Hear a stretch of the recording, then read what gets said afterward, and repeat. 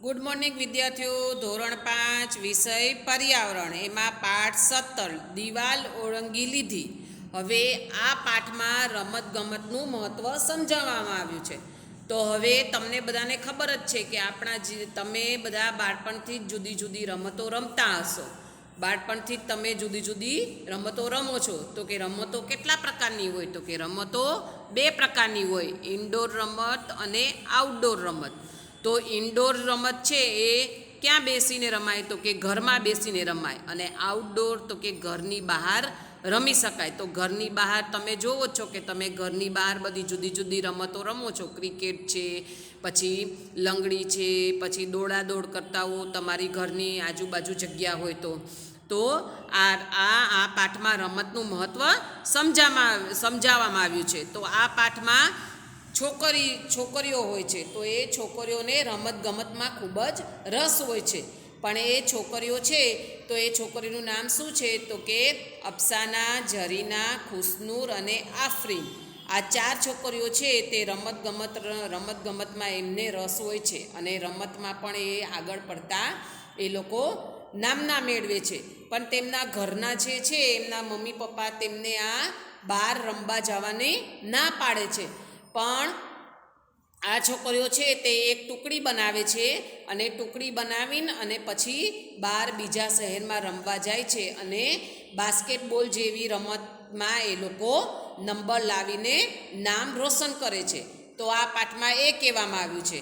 તો જુઓ, તો એ છોકરીઓ છે તો તે પહેલાં શું કહે છે? તો કે એના મમ્મીએ એને છોકરીના હિસાબે જવાની એને રમવાની ના પાડી. તો કે શું રમવું? તો કે બાસ્કેટબોલ એસોસિએશનમાં મુંબઈ જવા માટે એને રમવું હતું.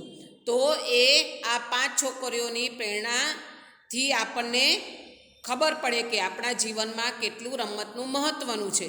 તો આ ટુકડી છે તે ખાસ મુંબઈ ક્લબની ટીમને પણ આશ્ચર્યમાં મૂકી દીધી. અને આ મુંબઈ ટીમમાંથી એ ખાસ રમવા માટે ગઈ હતી. અને તે 13 વર્ષની અફસાના જે ગુજરાન ચલાવવા માટે એ શું કરતી હતી? તો કે વાસણો સાફ કરતી હતી. આ અફસાના નામની છોકરી છે તે શું કરતી હતી? તો કે એ પોતે વાસણ સાફ કરતી હતી. અને તેણે પોતાની ઝૂંપડી અને સ્થાનિક બાસ્કેટબોલ કોર્ટ વચ્ચે એનું ઘર હતું. અને એની ઝૂંપડીમાં એ રહેતી હતી. પણ સમાજે છોકરીઓ માટે આ નિયમો બનાવ્યા હતા કે છોકરીઓ બહાર રમવા માટે જાય નહીં. પણ આ છોકરીઓએ આજે મુંબઈ ક્લબની ટીમમાં એ નામના મેળવી છે. પછી આ ટુકડીની મુલાકાત લીધી તો કે એ સમાચાર પત્રમાં અફસાના અને નાગપાડા બાસ્કેટબોલની ટીમ વિશે વાંચ્યું. અને એણે વિચાર્યું કે છોકરીઓ તમને પરિચય કરાવવામાં તેની મુલાકાત લઈએ. તો આ છોકરીઓની મુલાકાત લીધી. તો પછી એણે શું કર્યું? તો કે એ લોકો જ્યારે મુંબઈ ગયા ત્યારે એમણે ટ્રેન પકડી અને મુંબઈના છત્રપતિ શિવાજી ટર્મિનલ સ્ટેશન ઉતર્યા. આ લોકો જ્યારે મુંબઈ જવા રવાના થયા ત્યારે એ લોકો ત્યાં સ્ટેશને ઉતર્યા અને ત્યાંથી નાગપાડા તરફ ચાલવા લાગ્યા. અને ત્યાં પહોંચતા એ લોકોને કેટલો ટાઈમ લાગ્યો? તો કે ફક્ત 20 મિનિટ લાગ્યો. પછી ત્યાં અફસાના અને નાગપાડા બાસ્કેટબોલ એસોસિએશનની બીજી છોકરીઓને પણ આ લોકો મળી અને તેમના ટીમના સભ્યો સાથે પણ તેમની મુલાકાત થઈ. પછી એમની ખાસ ટીમ બીજી જે બહારથી છોકરીઓ આવી હતી એ છોકરીઓની ખાસ ટીમ આ લોકોને મળી. અને એમાં અફસાના, ઝરીના, ખુશનૂર અને આફરીન પણ મળી. પછી પહેલાં તો આ છોકરીઓ શાંત હતી, પણ એકવાર તેમણે બોલવાનું ચાલુ કરે એટલે બંધ જ ના થાય. પછી નીચે જો ચિત્ર આપ્યું હશે, તમે જોયું હશે કે ઝરીના નામની છોકરી છે એના ઘર આગળ મેદાન છે એની વાત કરે છે. તો ઝરીના શું કહે છે કે મારું ઘર એક મેદાનની સામે આવેલું છે અને ત્યાં મારો ભાઈ છે એ રોજે રમતો હતો અને હું આ મારા ઘરની બાલ્કનીમાં ઊભી જોતી હતી અને છોકરાઓ બીજા પણ આ મેદાનમાં રમતા હતા. ત્યારે આ ઝરીના કયા ધોરણમાં ભણતી હતી? તો કે 7મા ધોરણમાં ભણતી હતી. પણ જ્યારે છોકરાઓ મેચ રમતા અને ઘણા લોકો જોવા આવતા ત્યારે જીતનાર ટુકડીની ખૂબ જ પ્રશંસા કરતા હતા. આ બધું જરીના એના ઘરમાં ગેલેરીમાંથી જોતી હતી.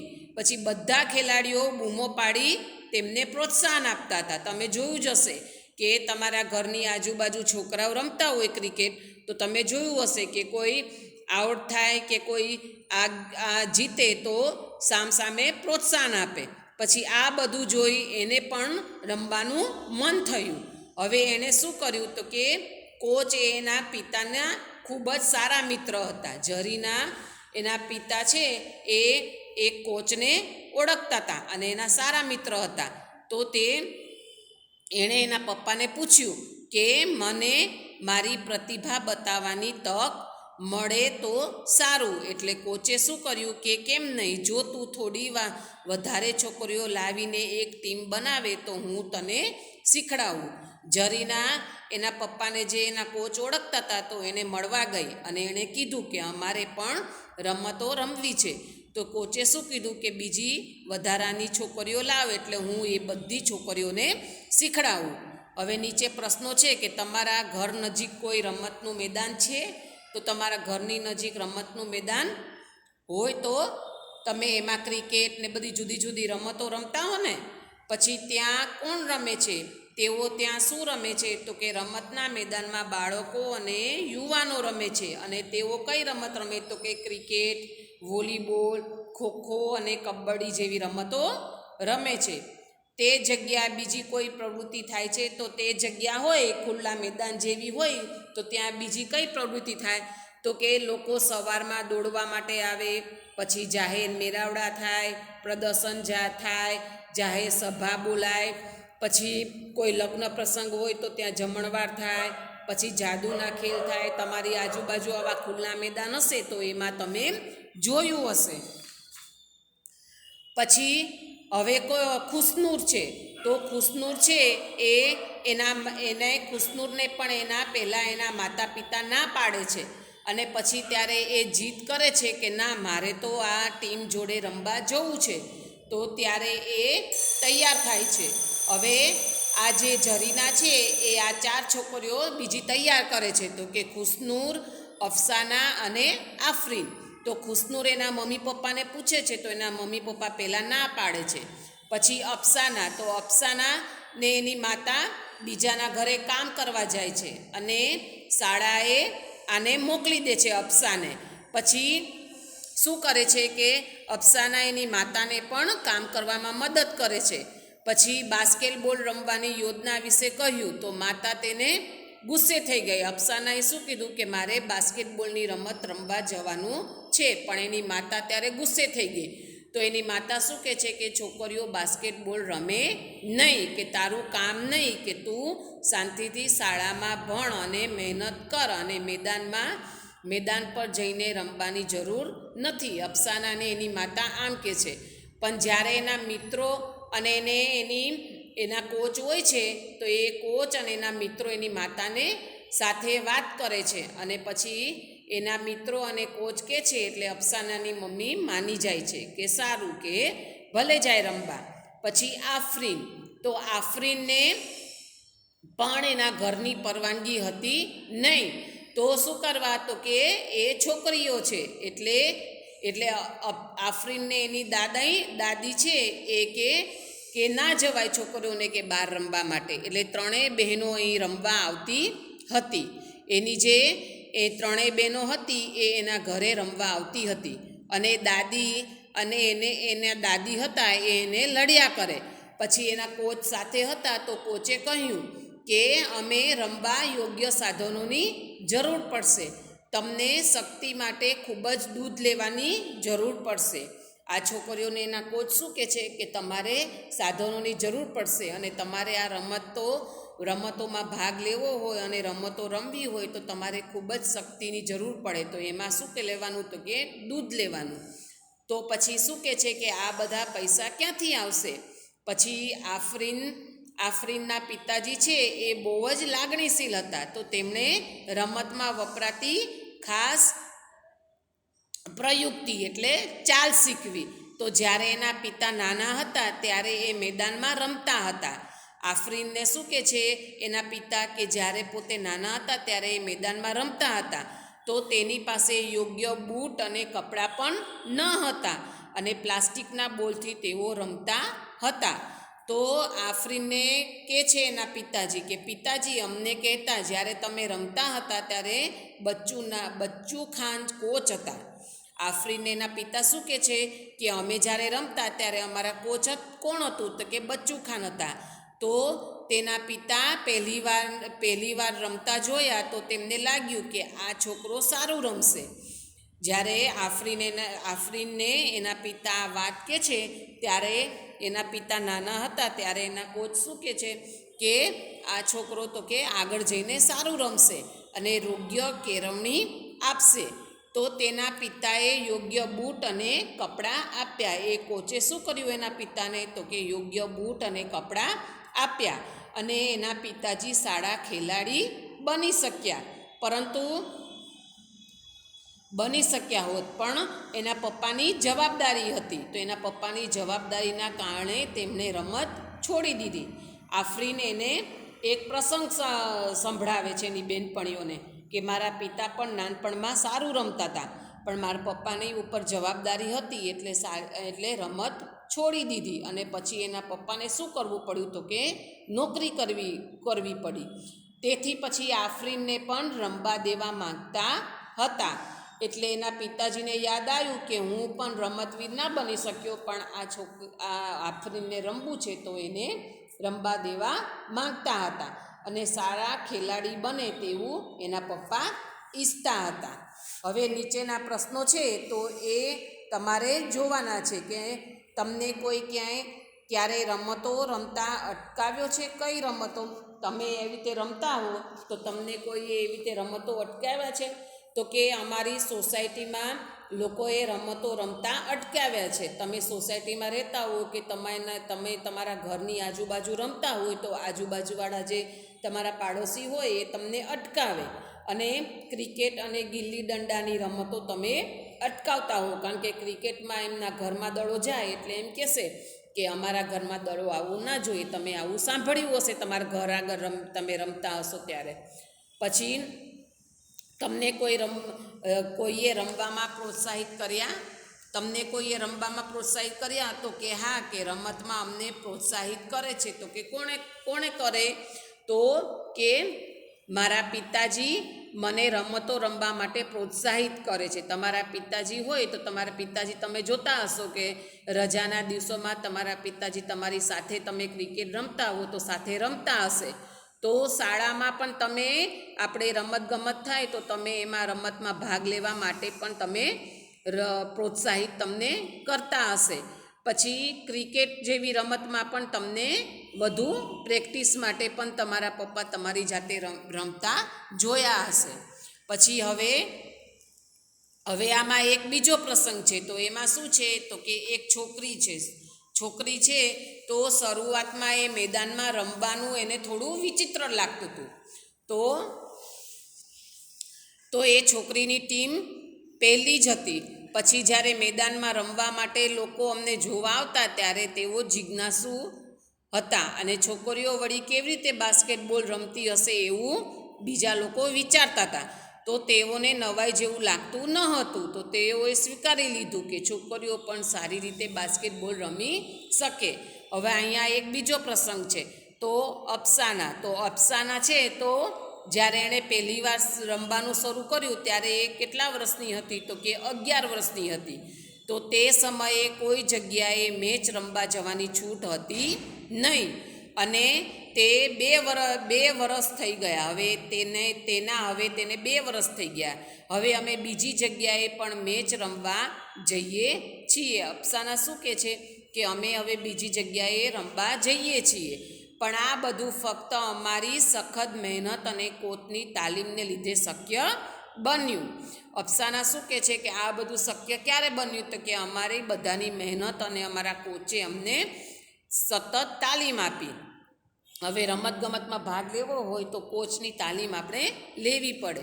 પછી બીજી છોકરીઓ શું કહે છે તો કે બીજી છોકરીઓ પણ અફસાનાની સાથે સાથે શું કહે છે કે અમે પણ ઘણી મહેનત કરી અને અમારા કોચ કેવા હતા તો કે ખૂબ જ કડક હતા. અને અમને પહેલાં શું કરતા હતા તો કે સાથે દોડીએ છીએ અને પછી કસરત કરીએ છીએ. અમને પહેલાં કોચ શું કરાવતા હતા તો કે દોડાવતા અને પછી કસરત કરાવતા. પછી રમત સારી રીતે કેમ રમાય તે પણ કોચ શીખવતા હતા. પછી બોલ અમારી પાસે કેવી રીતે રાખવો, પછી બોલ કેવી રીતે આપણી ટુકડીના ખેલાડીને આગળ પાસ કરવો, પછી બોલ લઈને કોર્ટ પર ઝડપથી દોડવું, પછી સામેની ટુકડીના ખેલાડીને ટાળીને બોલ બાસ્કેટમાં કેવી રીતે નાખવો, આ બધું એને કોચ ખૂબ જ અભ્યાસ કરાવતા હતા. પછી હવે આમાં શું કહે છે, આફરીન નામની છોકરી શું કહે છે કે કોચ કહે છે જ્યારે આપણે રમતા હોય ત્યારે આપણે એવું વિચારવાનું નહીં કે આપણે છોકરીઓ છીએ, ખેલાડીઓની જેમ જ પણ આપણે રમવું જોઈએ. આપણને રમતા રમતા ખબર છે, તમે રમતા રમતા પડી જાઓ, ઈજા થાય તો પણ એનું આપણે રમવામાં ધ્યાન આપવું જોઈએ અને રમત આપણી ચાલુ રાખવી જોઈએ. અને એકબીજા જે ખેલાડીઓ હોય એનો આપણે ટેકો આપવો જોઈએ. અને રમત ખૂબ જ સારી રીતે અને રમત સુધરે એવી આપણે કોશિશ કરવી જોઈએ. અને ખૂબ જ સરસથી આપણી રમત રમીએ તો જ આપણને જીત મળે છે. આફરીન અને બીજી છોકરીઓ અને અફસાના એવી રીતે પોતાના કોચની મદદથી આ રમત શીખે છે. અને કોચ એના બહુ કડક હતા અને કેવી રીતે રમવું અને કેવી રીતે બાસ્કેટબોલની રમત એ લોકો રમતા હતા, તો બાસ્કેટબોલમાં કેવી રીતે એકબીજાને બોલ આપવો તે બધું એના કોચ એને શીખડાવતા હતા અને સમજાવતા હતા. હવે આગળ છે કે તમારી શાળામાં કે પાડોશમાં શું છોકરાઓ અને છોકરીઓ જુદા જુદા પ્રકારની રમતો રમે છે? હવે તમારી શાળામાં કે આજુબાજુ તમે જોયું હશે કે જુદી જુદી રમતો રમતા હોય તો એમાં ઘણી રમતો અને પ્રતિયોગિતાઓમાં ઇનામ અને પુરસ્કાર પણ આપવામાં આવે છે. અને શાળા તરફથી જો રમવું હોય તો તમને બધાને ખૂબ ગમતું હશે અને શાળાનું નામ રોશન થાય એ પણ આપણે ગમતું હશે. હવે છોકરાઓ અને છોકરીઓ કઈ રમતો રમે છે અને છોકરાઓ અને છોકરીઓની અલગ અલગ રમતો રમે છે ને? હા, તો કે શાળામાં છોકરાઓ અને છોકરીઓ અલગ અલગ રમે છે. તો છોકરીઓ લંગડી રમતી હોય અને છોકરાઓ શું રમતા હોય તો કે છોકરાઓ દોડ પકડ રમતા હોય, ક્રિકેટ રમતા હોય, કબડ્ડી રમતા હોય, આ બધી રમતો રમતા હોય. પછી જુદી જુદી રમતોમાં છોકરાઓ અને છોકરીઓ જે રીતે રમે છે તેમાં કોઈ તફાવત છે? તમે જોયું હશે કે તમારી શાળામાં છોકરાઓ અને છોકરીઓ જે રમતો રમે એમાં તફાવત તમે જોઈ શકો છો. તો એમાં તફાવત શું હોય તો કે છોકરીઓને અલગ રીતે જુદી રમતો હોય છે અને છોકરાઓ પણ જુદી રીતે રમતા હોય છે. તો એમાં છોકરીઓ લંગડી રમે અને છોકરાઓ ક્રિકેટ રમે. કાં તો પછી તમે જોયું હશે તમારી શાળામાં કે છોકરાઓ આમ તેમ દોડાદોડ કરતા હોય, પછી બોલથી રમતા હોય, એવી તમે રમતો તમારી શાળામાં જોઈ હશે. પછી છોકરાઓ અને છોકરીઓની રમતો જુદી જુદી હોવી જોઈએ. તમે શું વિચારો છો? તો છોકરાઓ અને છોકરીઓની રમતો જુદી જુદી હોવી જોઈએ. તો કે ના, કે છોકરાઓ અને છોકરીઓની રમતો જુદી જુદી ના હોવી જોઈએ. તેમાં ભેદભાવ રાખવાની કોઈ જરૂર નથી. આપણે સમજવું જોઈએ કે ખેલાડીઓ તેમની જાતિ, છોકરો કે છોકરીને બદલે તેમની રમવાની ક્ષમતાને આધારે ઓળખાય છે. તમારી શાળામાં તમે જોતા હશો કે છોકરાઓ અને છોકરીઓને સાથે જ રમાડતા હોય છે. તો આમાં શું કહેવાય કે છોકરાઓ અને છોકરીઓની અલગ રમતો હોવી જોઈએ નહીં અને કોઈ પણ જાતનો ભેદભાવ હોવો જોઈએ નહીં. હવે આગળનો પાઠ આપણે બીજા વિડીયોમાં જોઈશું. Thank you.